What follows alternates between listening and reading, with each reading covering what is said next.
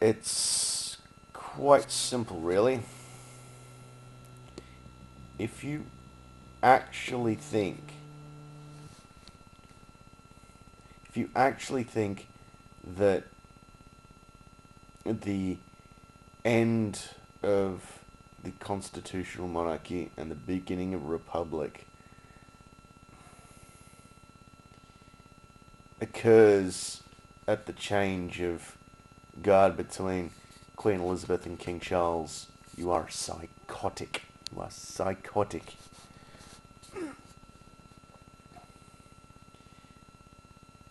That you're actually feeding in to the idea of monarchy, because monarchy is, well, at least monarchy in the modern sense, the very modern sense, as in, there are no longer, at least in the British monarchy's case, there's no longer any guns telling you, or swords or axes telling you to be loyal. So really, all it has is the cult of personality.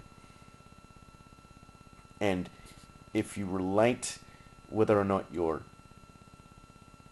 buying into the franchise based on the person in the chair, then you're buying into the cult of personality, and so you're not going to ever be able to relinquish. Like you can't convince the people that oh, because this person's unliked, then we should get rid of the whole system. That's insane. That's fucking insane. That's madness. Yeah.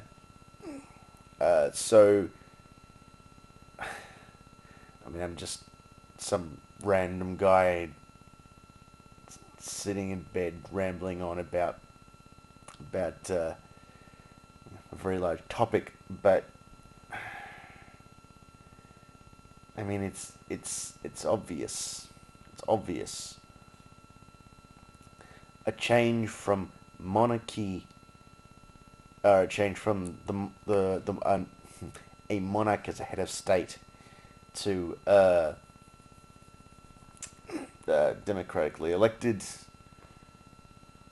human being, I don't know, machine consciousness, um, as a head of state is uh, would take some grander realization of um, that very cult of personality, the grand realization of necessity and power as it resides in the world today. As it stands, King Charles will be King Charles in Australia and many other countries for a while yet. And also, you know, also I should also, it's an important aside to mention, but I think people um, probably misjudged how actually personable the guy is. He's, you know, fairly old, much wiser, and um, a lot of his views tend to align with a lot of the younger people's views, uh, especially around, you know, climate change and the environment. So, yeah. Um, to recap, to summarize, to conclude, if you think that um, a transition of, well, of a head of state is going to be decided by which person happens to sit within that formula, you are insane. It's not how things work. It's not how things work. Right? It wasn't just that people like Louis XVI